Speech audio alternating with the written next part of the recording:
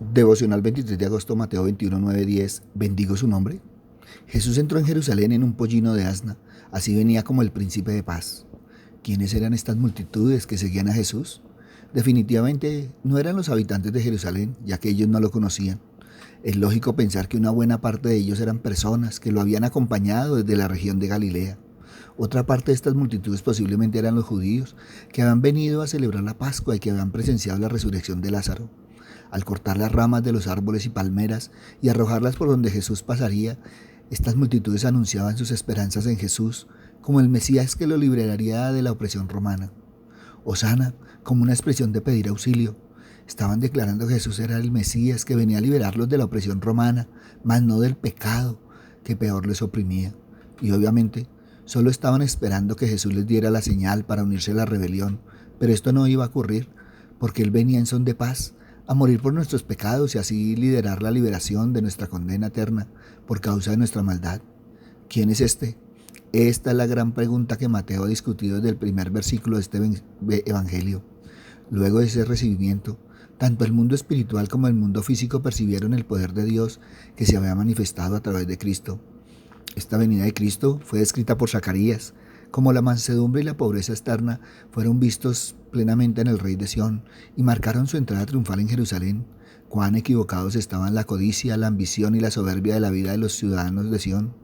Ellos llevaron el pollino, pero Jesús no lo usó sin el consentimiento del dueño. Los aperos fueron los que había a mano. No debemos pensar que son muy caras las ropas que vestimos para abandonarlas por el servicio de Cristo. Los sumos sacerdotes y los ancianos después se unieron a la multitud que lo trató mal en la cruz, pero ninguno de ellos se unió a la multitud que le rindió honores.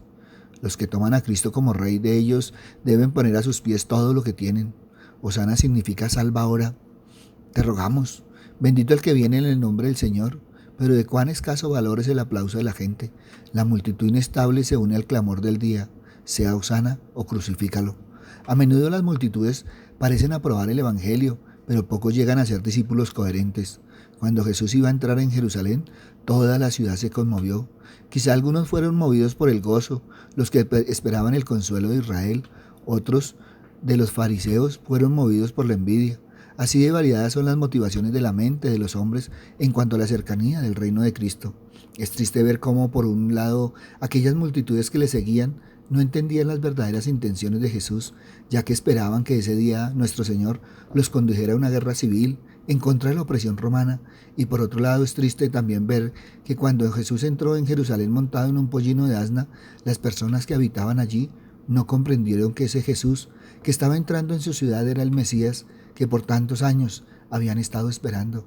Es más, año tras año habían conservado la tradición de criar pollinos de asnas con la esperanza de que el Mesías se presentara ese año y uno de ellos fuera en la familia que le proporcionara el pollino para que se cumpliera la profecía. Ten presente que respondieron de manera algo indiferente y quizás hasta despectivo. Este es Jesús el profeta de Nazaret de Galilea. El gentilicio de Nazaret de Galilea generalmente era usado como una expresión para menoscabar el ministerio de Jesús, ya que era una aldea despreciable de Israel y nunca se esperaba que de allí saliese algún gran profeta. No obstante, aquel Jesús que vieron sin importancia aquel día era el verdadero Mesías, y aquel día estaban ocurriendo el cumplimiento de una de las profecías que ellos esperaban con gran ansia, año tras año, pero no supieron reconocer el tiempo de su visitación.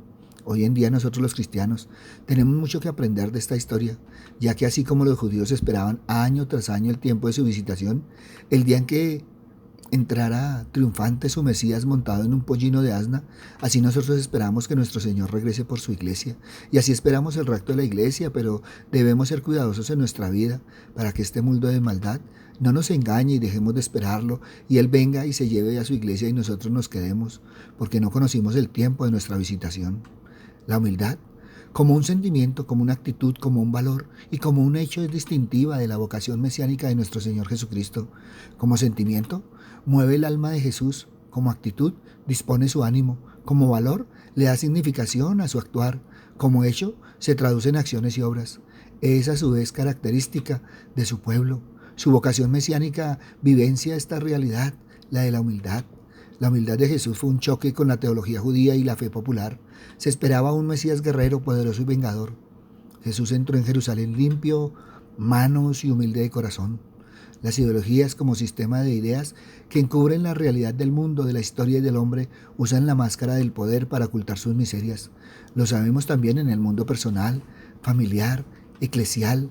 Las ideologías distorsionan la fe, en tanto que son expresiones de intereses personales, familiares o de grupo. No se interesan por el reino, sino por el yo o el nosotros. Ante toda la soberbia, el orgullo y la vergüenza, Jesús actúa en dimensión de la humildad y el servicio. No lleva una espada en su mano. Su arma es el servicio sencillo y sincero. No cabalga sobre un blanco corcel, seguido de ejércitos poderosos, sino de un sencillo pollino, transporte propio de los pobres y seguido por una multitud agitada, que no entendía a cabalidad lo que les dice. La humildad cristiana, la humildad mesiánica, no es debilidad como carencia de fuerza espiritual, sino carácter de reino que solidariza al hombre con su prójimo. Aprended de mí, dijo Jesús, que soy manso y humilde de corazón. La madurez, la perfección y ejemplaridad humana están en Cristo. Él es el modelo del hombre nuevo. Con claridad Jesús nos instruyó en la bondad de ser imitadores de Él, como quien asume una actitud más que quien repite un comportamiento. Ser manso y humilde de corazón fue instrucción del Maestro, reconociendo por corazón no solo lo emotivo de nuestra personalidad, sino toda su integridad, actitudes, valores, pensamientos, hechos, marca distintiva de nuestro ser en el mundo y nuestra relación con Dios. Quien asume su miseria y vive en consecuencia se abre a la gracia. Quien se afirma a sí mismo y exorbece su corazón resiste a Dios. La humildad es carácter distintivo del cristiano, es su atuendo ante el mundo y sus hermanos. Vertirse como escogidos de Dios es hacerlo de humildad. El Señor pone sus ojos, afirma Isaías, sobre aquel que muestra su humildad, temblando ante su palabra. La marca del soberbio es resistir la palabra de Dios, cerrar sus oídos, endurecer su corazón.